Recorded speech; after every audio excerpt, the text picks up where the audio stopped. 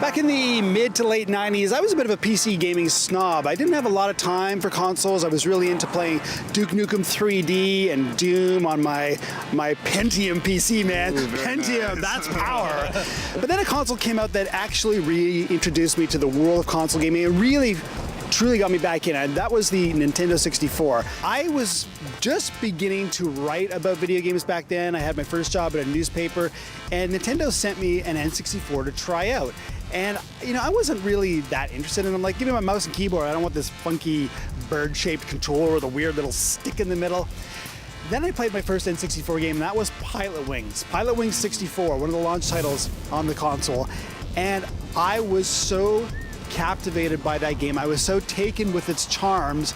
It like turned on a switch for me. All of a sudden I saw that PC games and console games could cohabitate peacefully. You didn't have to be just one or the other. You could play PC games and then you could turn on your N64 and play console games. There was something about Pilot Wings 64. I played the hang gliding missions first, and it was like this sense of serenity that was there. Like, I would play flight sims on the PC, and this was like, it was so cartoony. You had your cartoony dudes, and your big fat dudes, and your little skinny dudes, and a hang glider, and a gyrocopter, and a rocket belt. These were such non-traditional flight sim contraptions. And I just remember playing the hang gliding thing and going to the thermals and drifting along to the music. I know you're laughing at me, and you're probably laughing at me too, but there was something about Pilot Wings that made me realize consoles could offer a different kind of experience from PC gaming, and it moved the needle back towards the consoles. And I think the first game that I'm going to talk about also helped that sort of movement, and that was GoldenEye. GoldenEye. It came out at the end of university for me, first gig. I had a little bit of time in between, and I just remember there was a summer where me and two of my buddies played the deathmatch mode in that.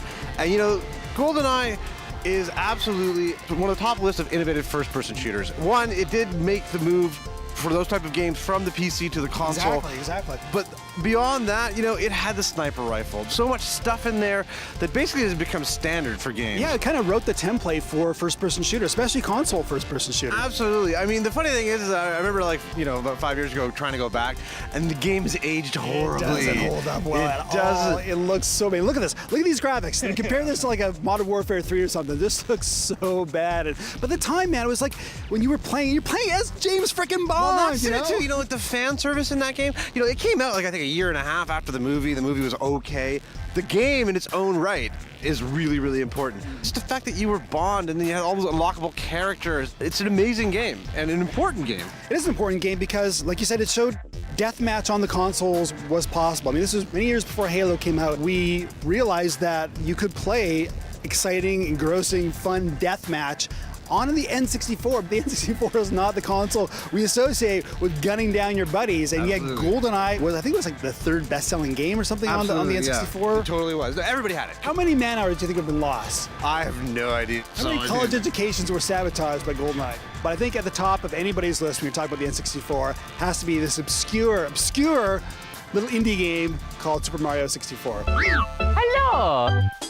I mean, you talk about rewriting the book. This is the game that basically defined how we think about 3D third-person games. This is the game that gave us the camera that we control independently. I mean, that was groundbreaking at the time, and it still blows my mind to this day that they took such, at the time, what seemed like a foreign control scheme and made it work. It made it work in the Mario universe. The Mario universe at that point had only been 2D side-scrolling, so to successfully make Mario this 3D dude and all the familiar characters and make it work. It was mind-blowing. I don't know how they made it work. I mean, obviously Nintendo, geniuses, Miyamoto, genius, but that game could have failed on every level. It could have been hard to control, it could have not paid attention to the Mario universe, but it just did everything right. Speaking of the Mario universe, the other game that I have a real soft spot for is Diddy Kong Racing. Really? Yeah. I don't even know if I ever played that. That's my ignorance. Was that a kart racing? It was a kart racing game. Basically, there's Mario Kart. It was an iteration of that, but the big difference was that you could fly planes and hovercrafts. Of course. And there was an adventure mode with it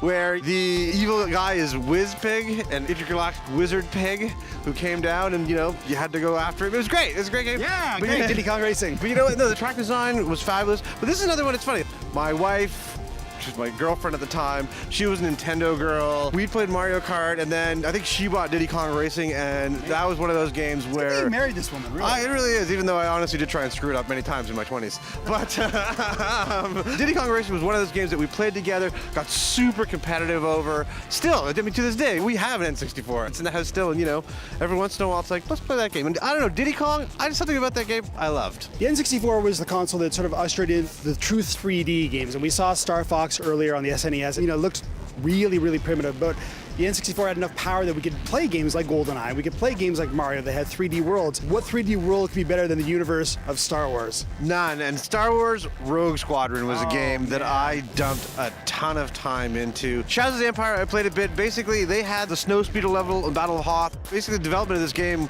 was like, hey, well, that was so great. Why don't we just create a whole game around that? And that was the premise behind Rogue Squadron. And I just love this game. The flying in Star Wars, the unlockable levels. Star Wars IP back then was treated really, really well. I mean, I don't know if it was, Remember it was those luck. days? Yeah. When people cared about the Star Wars games? Hey, look, we're hoping for 1313 now, but it's funny that we keep coming back to flying games with the N64. Well, the N64 was the first console that had the power to create those 3D environments and the analog stick, right? Like, the analog stick was an unfamiliar thing on a console controller up to that point. It was a little joystick, so suddenly we were opening up a whole world of flying games and shooters and stuff that we just never played on consoles before. We think of the N64 as the kid-friendly, colorful, happy console. Which it was. Which it was, but it had all these other great games that were Nintendo games. It had GoldenEye, and it had, Rare obviously was a big contributor to a lot of that, but it had Rogue Squadron, and it had these games that weren't just colorful, cartoony worlds. It had games that were really leveraging the power of the console. I think the Wii U will be a really interesting piece of hardware, but we're looking back through the rose-colored glasses of nostalgia, and the N64 will always, always hold a special place in all our hearts.